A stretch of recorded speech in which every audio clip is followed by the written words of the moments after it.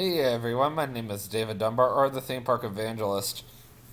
I just spent the past 30 minutes talking about how my YouTube channel could have been better if I had stayed in Central Florida.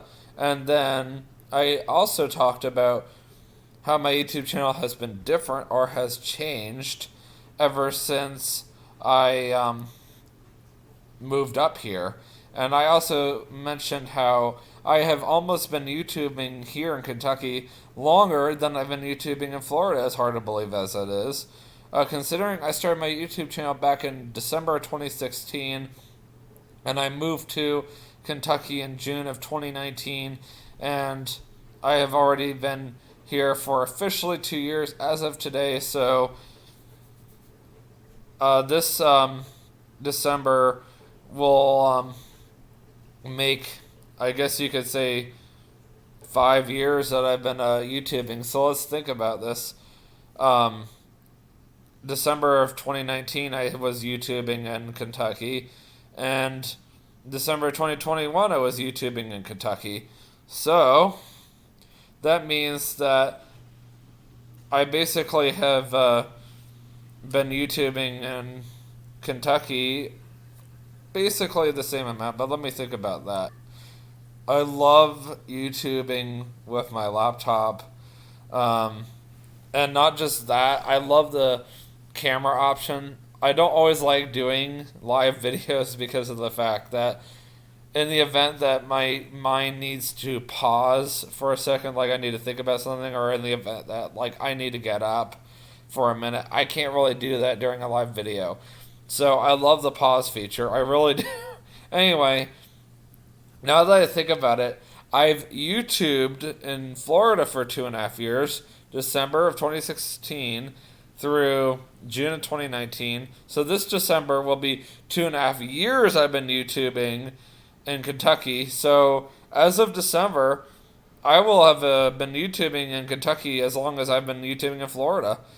That's crazy. So to think that half of my YouTube channel career was in Florida, and then the other half of it was in Kentucky. That's kind of interesting, actually, now that I think about it. I have to text Al on that one.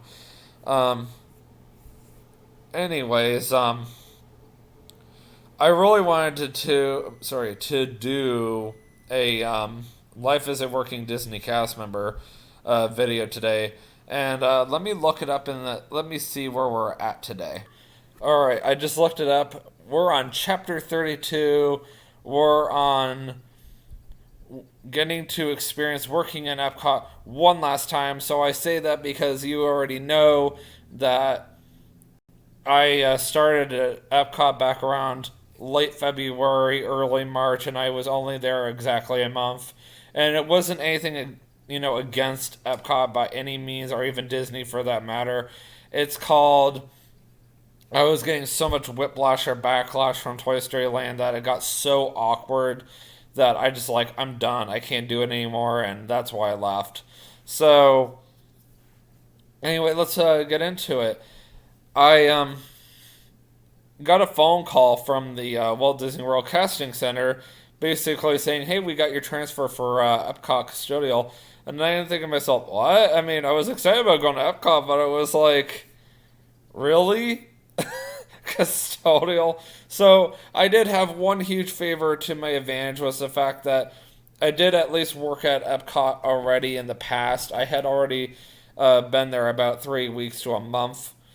I'm not even including the 2 weeks of training. I had already done other things up to the 2 weeks of training. So I had already basically done a whole month at EPCOT back in the fall of 2017 or 2018. I think, no, it was in 2017. I'm so sorry. That was Hollywood Studios at the time doing food and beverage. No, it was the fall of 2018, so it wasn't even that long ago. I wasn't even gone for too long. So I was like, I mean, I'm excited about going back to EPCOT, but really, Custodial? There's got to be a mistake. So that's kind of what started the whole drama, and just to save you guys from enduring the same 1 month of torture I had to go through to get all the answers. The manager had basically decided, well, it's a safety violation for someone with disabilities, specifically mental disabilities, to be operating a Disney ride. And that's why he intentionally racked up enough write-ups on my record card that I could not even transfer to another department at that point. And if that's not bad enough, then he intentionally put me on a 1 year probation in custodial. And he left me stuck at that park. I mean, I had nothing against EPCOT by any means, but he basically figured, since, all those write-ups would have eventually fallen off within a year, which, ironically, I got them all cleared up within a month. I still couldn't remove the 1 year probation that he had put on me, and there was no way to remove it. And that's why it was stuck there. Even if I did have my name cleared at that point, even though I did have like half of a write up basically on my record card, I guess that's the best way to put it without explaining Disney's system, which is way too complicated to explain. I basically was like, well, I have two options. I could either A, stay here until June of 2019 or so, which is around the same time that I'm leaving Florida anyway, to go up to Kentucky and deal with all this drama and knowing that I don't belong here whatsoever. Or B, I could quit, keep focusing on my college more than I already am now, because it's too hard to work at two jobs and go to college. I promise you that right now. I'm already trying to work 5 to 6 days a week. I'm not even full time and try to do college. And trust me, that's not easy either. But it could be worse. I could be trying to do two jobs. So this is a lot easier. I still have time for myself. And I'm also working mornings, which is even better. So I have a set schedule, at least with the Ark Encounter. And it's not the Ark Encounter's fault that, I don't always have time for myself. It's called college is just taking up a lot of my time, and it's just that one class. But as long as I stay persistent at it, even though I bombed my visible body quizzes, I still have a bunch more that are coming up. As long as I do really well on the rest of them, I should be fine. And I've been doing really well on everything else, so I have a very strong feeling that, come later on in the year, later on, I should say in the semester, like at the very end, I'm going to pass. I want to at least pass. I would like a B, if not an A, but I want to pass at least. As long as I get a 70 or higher, I have officially passed the class. I don't have to retake it. That's usually how it works. That's just how college works. And I had that issue with a Spanish class, but, Anyway, so I found out that I didn't necessarily have to redo my EPCOT orientation again, which was really, really nice. I remember finding out that I would be going back to EPCOT, so more or less what ended up happening was instead of doing orientation all over again, I went back to EPCOT and I got my I got this new costume, not uniform, sorry, new costume, and I came in to EPCOT as well to find out where I would be working. So it pretty much was like going from one job to the next. I think I met my trainer over in the casting building, if I remember, on my very first day. My first trainer was Jamaican, so I thought that was kind of cool. Very nice man, and he took me over to the custodial area, and trust me, Disney custodial is not easy. I'm not going to tell you anything about training other than just this much, and that's why this video is going to be very short. So we spent a lot of time just learning about how to clean up blood properly. I've never known that in my whole life. Like, even working at Publix, you would think I would have had to hear it at least once in just 6.5 years. Nope, I didn't.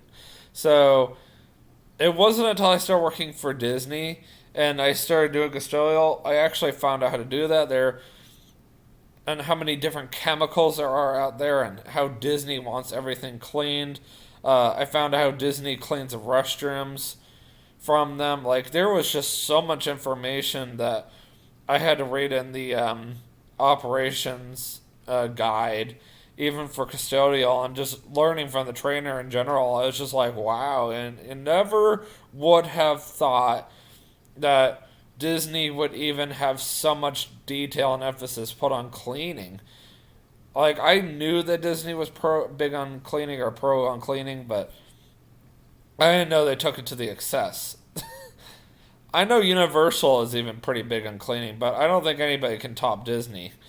And if you think they're strict on cleaning their parks, imagine how they are on their housekeepers, or even housekeepers are basically the guys who come in and, or girls that clean, or ladies, whatever, that come in and clean your hotel rooms while you're out playing at the parks that day, or the water park, or shopping at Disney Springs, or you say go off to another theme park or whatever you're doing. They're the people that are responsible for making sure your room is clean when you get back from your day. Because the last thing you want to do is come back to a filthy mess. On a cruise ship, they're called stewards and stewardesses. Or in a Disney hotel or Disney resort, they're called hosts, or sorry, housekeepers. I almost said it, but I was like, ugh, wait. But yeah, they're really strict on them. Trust me. Just your average Disney custodial cast member cannot even pick up a shift over at the Disney resort. That was actually one of the first questions I asked when I was working over there. Hey, could I work at a Disney resort? No, they actually have even more strict training than the theme park custodials, which blew my mind. I was like, wow. But if you think about it, Disney really prides itself on their cleanliness of their resorts. Have you ever walked into a Disney resort and seen it as a disaster? No. I can tell you guys for myself, I would hope that there's nobody in the comments that's going to be like, yo, there was this one time. Well, I would really hope not. I can tell you guys for a fact that there has not been a single time that I have ever been to a Disney resort and seen a mess. And even if I did see a mess, it was while I was using it. And, it's because, kids were throwing stuff everywhere. But usually there was like a Disney custodial cast member already in there cleaning everything up. Like, you think that Disney has custodial cast members check the restrooms often at the theme parks? It's even more frequent at the resorts. When I was working at EPCOT and Custodial, I found out that a custodial cast member has to check a restroom at least once every 20 minutes. So it makes me wonder how often they're checked at the resorts. Because the resorts are even more strict because of the fact that these are people are spending hundreds upon hundreds of dollars, up to $1,000, just for a week. And this is like per family we're talking about. The resorts are probably some of the most biggest money makers on Disney property. So Disney wants to make sure their resorts are like high standard. But that doesn't mean that, they don't care about their theme parks. I can tell you guys, like, for a fact that whenever I had to come into work as a custodial, you always had pick up an iPhone. It was a special iPhone that basically told you whenever something had to be done. You had to pick up a pan and broom. They taught me how to sweep quickly, and I still have it drilled into my brain 2 years later. So, you do it enough times, it just becomes instinct to you. as you guys know, I work at the Ark Encounter. I work on Deck 3. I work with a bunch of snacks, and guys are constantly dropping ice on the ground. And my inner Disney custodial cast member kicks in. As soon as the guests get out of my way, I will pick up a pan and broom. I'll carefully try to sweep around them because the last thing I want to do is sweep up their feet with a dirty broom. No guest would ever want that. I completely understand that. And I'm not going to go get out of my way. I mean, it's whenever they're able to move out of the way, and then I'm going to clean up the mess. And the reason why I said that as soon as they get out of my way, in the sense that I don't want to try to clean up ice while they're right there in front of me.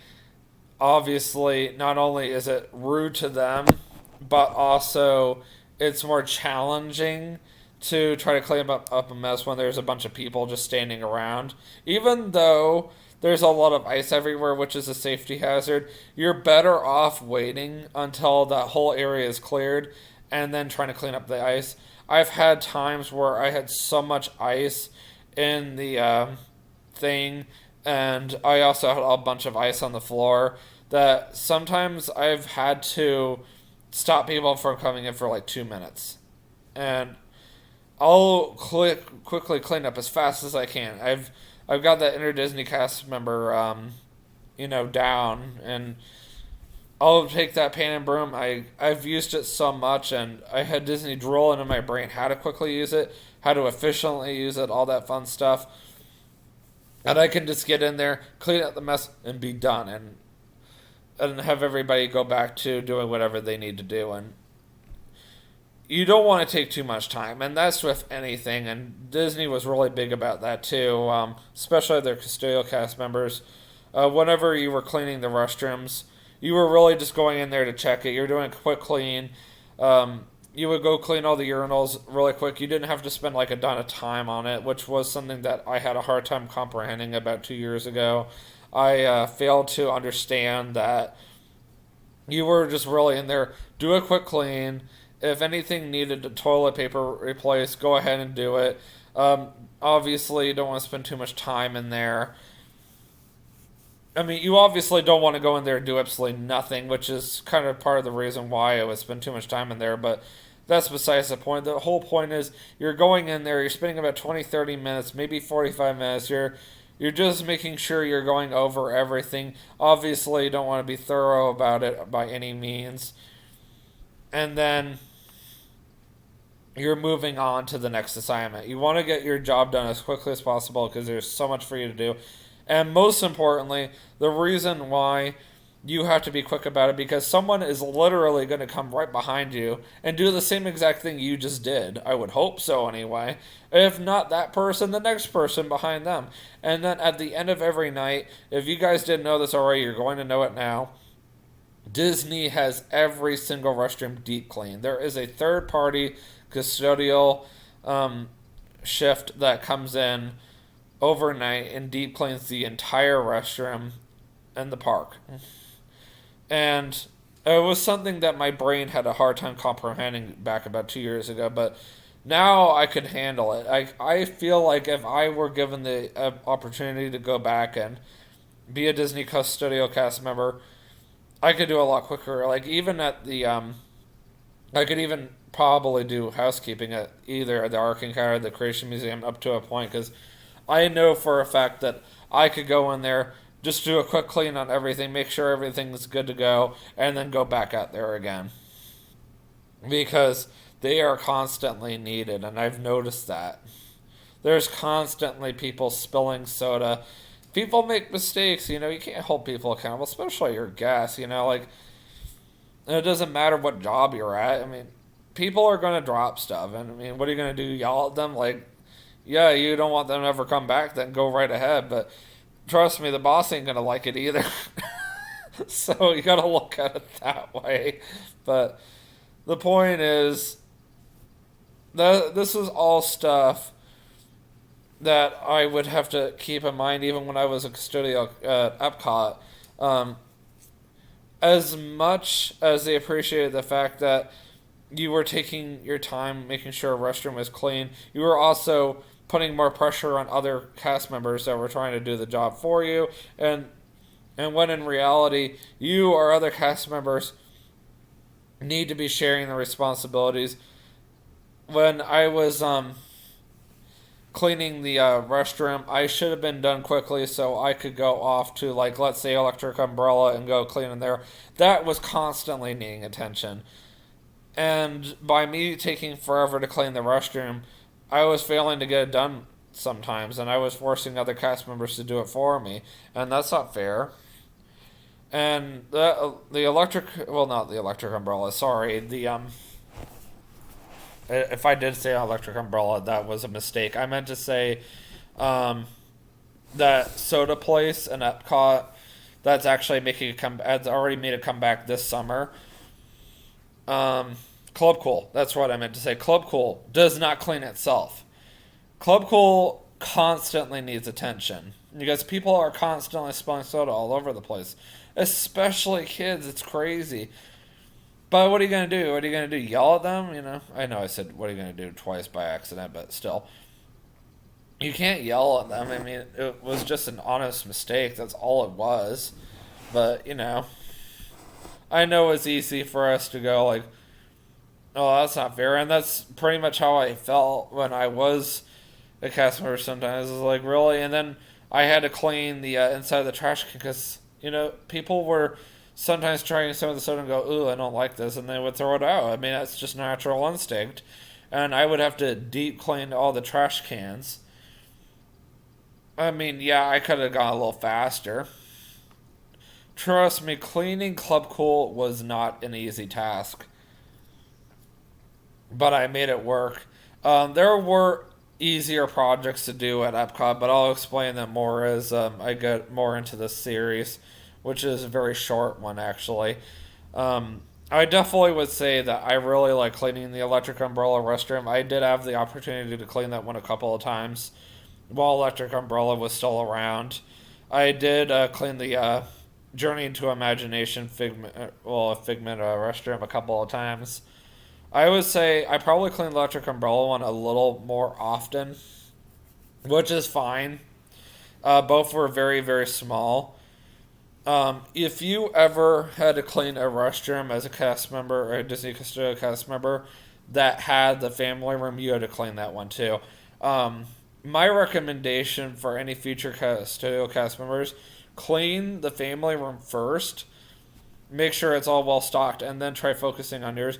The one huge advantage that we had, I don't know if this rule still applies. I'm almost afraid to ask because of Disney's new diversity thing.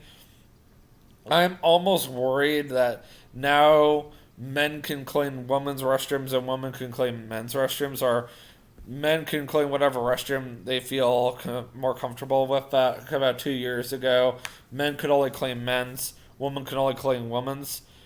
But considering that we're living in an ever-changing society, I wouldn't be surprised if Disney's like, oh, if you feel like you're more of a woman, even though you physically look like a man, we're going to let you go clean the women's restroom, or that woman feels more like a man, then we're going to go let her go clean the men's restroom. Even though she looks more like a woman, we're still going to go let her clean the men's restroom.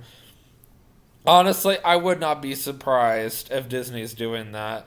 And I am not going to say anything. I'm just going to say that, yeah, I could totally see that. And that's as far as I'm going. But anyways, let me look and see what is the next chapter. Oh, good, my phone is done charging. That is a good sign.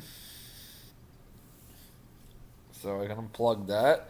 Alright, here we are. Life as a working Disney cast member. Scrolling all the way down to chapter 33. What it's like to work in custodial at Disney. Well, even though I kind of gave you guys an idea about that, I'm going to go into way more detail about what it was like to be a custodial, because I only brushed on the idea. I basically mentioned for the past 10-15 minutes or so how strict Disney is on their custodials and why they're so strict about cleanliness. now, excuse me, in the next chapter, which I'll do another time, I'm going to talk about what it's like to be a custodial cast member. What is it like to come into work and know you have to keep your uniform clean throughout the day? Like, that was a really big thing. And also, I'm going to talk about why well, I shouldn't say uniform, their costume, and why your costume had to be white, and why it had to remain white, and why you can never come to work with dirty clothes on. And I'm also going to talk about what a typical day looks like for a Disney custodial cast member. You guys got a rough idea of it from this last video, but I'm actually going to talk to you guys in the next video about what an average day for me looked like. I think you guys will really enjoy the next chapter. Overall, I thought it was actually kind of nice, except for some of those really like annoying projects, and that's when it was like really. The next chapter, I think you guys will appreciate a lot more. So, I will see you guys in the next vlog, and I look forward to doing another Life as a Working Disney Cast Member video.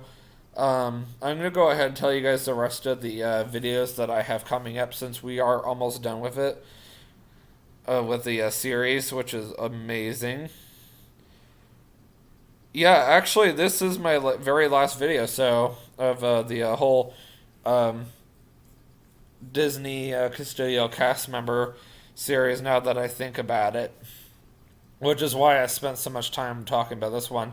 So the next one, I'm going to go over everything else. I'm going to start with my talking about my training and all the training that was involved. I'm going to talk to you guys about some of my most favorite cleanups I've ever had to do. I'm going to talk to you guys like what an average day looked like. The next one's going to be a lot longer, but it's also my last one of the EPCOT Custodial series. And then I'm finally going to go into my bonus videos that I have not done yet. So, Chapter 34 is going to be what it's like to work at Flame Tree Barbecue at Animal Kingdom. I picked up a day back in early 2018. I think it was on Martin Luther King Jr. Day, January 15th, 2018. I worked over at Flame Tree Barbecue, so I'm going to talk to you guys about that. Chapter 35, my experience working at Rivers of Light. I did that back in January of 2018 as well. And I did that back in actually late 2018, if I remember correctly. And then Chapter 36, how it felt to quit Walt Disney World. That will kind of go more into where I'm talking about currently, which is with the whole Epcot thing. That's when I'm going to basically kind of go into more detail about what finally compelled me to finally quit. You guys already got an idea about why I quit, but I'm also going to talk to you guys about how it felt for me to turn in everything, and how it felt for me to leave Walt Disney World property as a cast member, one last time, and know that once I went through that gate, that was it. I would never be able to walk through it ever again. And leave that Epcot Custodial cast member parking lot for the very last time in my regular clothes, knowing that I would never be allowed backstage ever again. So, yeah, it hit me pretty hard that day.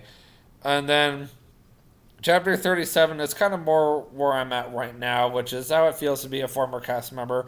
You guys kind of have heard all about it from me over the past year or so, and this is pretty much going to be the conclusion vlog to where do I see myself now? Would I ever go back to work for them again?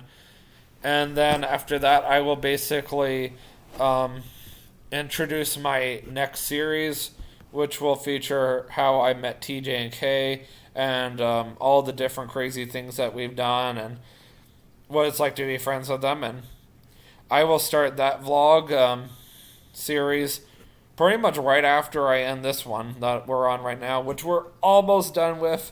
I just did chapter 32, if I'm not mistaken, so think I got about 4 more chapters, and then we are done. I know it's crazy. Here we are in summer 2021. It's taken this long to get here, but we're almost there. I promise that we will be done with this series before the end of the summer.